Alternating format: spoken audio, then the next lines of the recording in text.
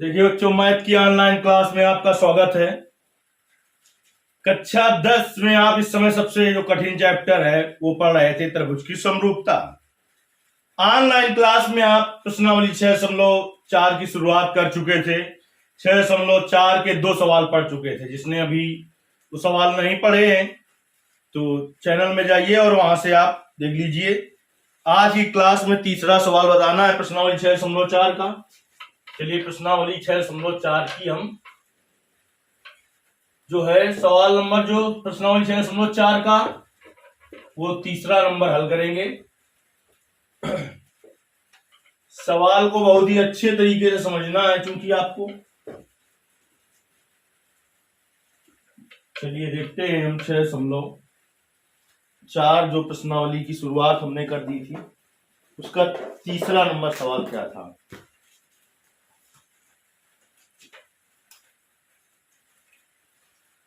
देखिए ये आपको प्रमेय सभी बता दी गई थी, 9 प्रमेय बता दी गई हैं आपको। तीसरा सवाल देखना है आपको। कह रहा है आकृति 6.44 में। देखते हैं पहले आकृति 6.44 में बना क्या है वो हम बना लेते हैं। आकृति 6.44 में पहले हम आकृति बना लें। 6.44 में क्या बना है।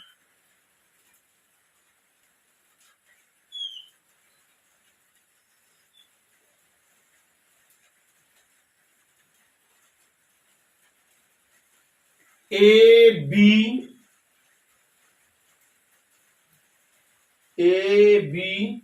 सी यहां पर है, डी यहां पर है।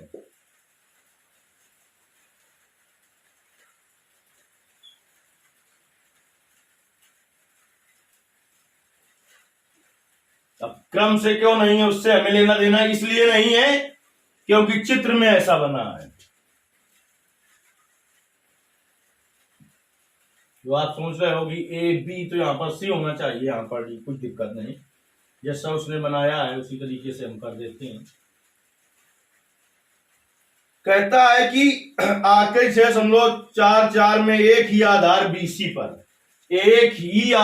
बीसी पर 2 त्रिभुज कह रहा है बने हैं। 2 त्रिभुज एबीसी और डीबीसी। देखिए कि आधार पर 2 त्रिभुज बने, एबीसी डीबीसी बने। यदि एडी और बीसी ओ पर प्रतिच्छेद करते हो तो दर्शाइए कि एरिया ट्रायंगल एबीसी बटे एरिया ट्रायंगल डीबीसी बराबर एओ बटे डीओ। चलिए दिया क्या है। दिया है एक ही आधार बीसी पर 2 त्रिभुज। कौन कौन से आपके एबीसी तथा डीबीसी बने हैं, ये दिया है। और क्या दिया है। और आपका दिया है कि एडी और बीसी ओ पर प्रतिच्छेद करते हैं तथा एडी और बीसी ओ पर प्रतिच्छेद करते हैं। देखिए बहुत ही अच्छी तरीके से समझ में आएगा, बिल्कुल सरल तरीके से समझाएंगे। वीडियो में लास्ट तक बने रहिए अगर अच्छे समझना चाहते हो। अभी तो वही हम लिख रहे हैं जो दिया है। अब दिया है मैं कुछ इधर उधर कर दो, लिखने में कोई दिक्कत नहीं, इसी से देख कर लिखना है। सिद्ध क्या करना है दर्शाइए, मतलब सिद्ध करना है। कहा सिद्ध करना है। देखिए सिद्ध करना है कि एरिया एबीसी बटे एरिया डीबीसी बराबर एओ बटे डीओ सिद्ध करना है। देखिए इंपॉर्टेंट सब कुछ है क्योंकि इंपॉर्टेंट पढ़कर आप केवल यूपी बोर्ड में नंबर ला सकते हैं, इसलिए आपको आना सब कुछ चाहिए, इंपॉर्टेंस पढ़ने से काम नहीं होगा। अब देखिए इसके लिए हमें करनी पड़ेगी बेटा रचना। चलिए अब हम बुक रख देते हैं, इसका काम खत्म। अब हमें करनी पड़ेगी रचना। देखिए रचना कैसे करेंगे। रचना हम कर देंगे कि त्रिभुज का क्षेत्रफल निकालेंगे तो ऊंचाई की जरूरत पड़ेगी। तो ये ऊंचाई नहीं है इसकी AO और DO, तो ऊंचाई कैसे मिलेगी जब इस पर लंब डालेंगे। तो हमने लंब डाल दिया AM और इससे इस पर लंब डाल दिया हमने DN। यानी ये 90 अंश का कोण है, ये 90 अंश का कोण है, जब लंब डाला है तो ये 90 अंश का कोण है और ये 90 अंश का कोण है। तो रचना हमने की है A से BC पर लंब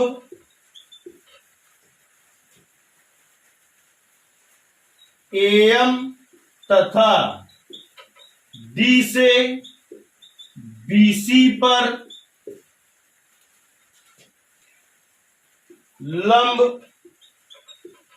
DN खींचा। ये हमने क्या की, ये रचना की है।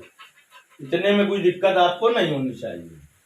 चलिए अब हम हल में आ जाते हैं। तो जैसा कि हम जानते हैं कि इन दोनों त्रिभुजों के क्षेत्रफल की जरूरत पड़ेगी हमें, किसके किसके वो हम समझ लेते हैं कि त्रिभुज ABC और त्रिभुज DBC। तो देखिए त्रिभुज ABC का क्षेत्रफल यानी एरिया त्रिभुज ABC बराबर क्या हो जाएगा, 1/2 आधार क्या है इसका BC गुणते ऊंचाई इसकी क्या है AM। समीकरण नंबर 1 डाल दिया। अब देखिए एरिया ऑफ ट्रायंगल दूसरा DBC है, तो DBC इसका एरिया निकाल लिया जाए 1/2 आधार इसका भी क्या है BC गुणते ऊंचाई क्या है इसकी DN। इसको समीकरण 2 डाल दिया। अब देखिए बेटा समीकरण 1 में समीकरण 2 का भाग देते हैं। समीकरण 1 में समीकरण 2 का भाग देने पर यदि आपको अच्छी तरीके से बिल्कुल समझ में आ रहा है तो भी आपको कमेंट करना है, नहीं आ रहा है तो कमेंट करके बताना है, जिससे हम आपको फिर समझा सकें। तो देखिए एरिया ऑफ ट्रायंगल ABC बटे एरिया ऑफ ट्रायंगल DBC बराबर क्या हो जाएगा 1/2 गुणते BC गुणते AM बटे 1/2 गुणते BC गुणते DN। तो 1/2 से 1/2 कटा, BC से BC कट गया। तो एरिया ऑफ ट्रायंगल ABC बटे एरिया ऑफ ट्रायंगल DBC बराबर क्या आ गया AM बटे DN। देखिए क्या सिद्ध करना था, सिद्ध करना था एरिया ऑफ ट्रायंगल, ट्रायंगल नहीं लिखा उसको लिख देना चाहिए, कोई दिक्कत नहीं, नहीं लिखा तब भी वही है, AO बटे DO सिद्ध करना है। यानी अभी हमें ये नहीं सिद्ध करना, इसको समीकरण 3 डाल के हमने छोड़ दिया। देखिए अब हमें AM की जगह AO लाना है और DN की जगह DO लाना है। तो कैसे आए, ये दोनों त्रिभुज ले लीजिए, दोनों त्रिभुजों को समरूप अगर कहीं से सिद्ध कर दें तो उनकी संगत भुजाएं अनुपातिक होती हैं समरूप त्रिभुजों की। तो चलिए हम त्रिभुज ले रहे हैं AMO तथा त्रिभुज DNO में, त्रिभुज DNO में देखिए कोण AMO बराबर कोण DNO बराबर 90 अंश। कहां से, रचना से, रचना से भैया ऐसा हुआ है। देखिए ये कोण 90 का है कि नहीं है और ये 90 का है कि नहीं है। दूसरा ये कोण और ये कोण शीर्षाभिमुख है, दोनों वाले समरूप हो गए। तो कोण AOM बराबर कोण डी ओ एन कैसे कोण है? शीर्षाभिमुख, शीर्षाभिमुख कोण। तो देखिए बेटा, त्रिभुज आपका ए एम ओ समरूप त्रिभुज डी एन ओ की समरूपता से, ए समरूपता से, ए समरूपता से। अब स्टेटमेंट एक लिखेंगे यहां पर, जहां पर हम तीर का चिन्ह बना रहे हैं, जो हम बोल रहे हैं वो लिखना है।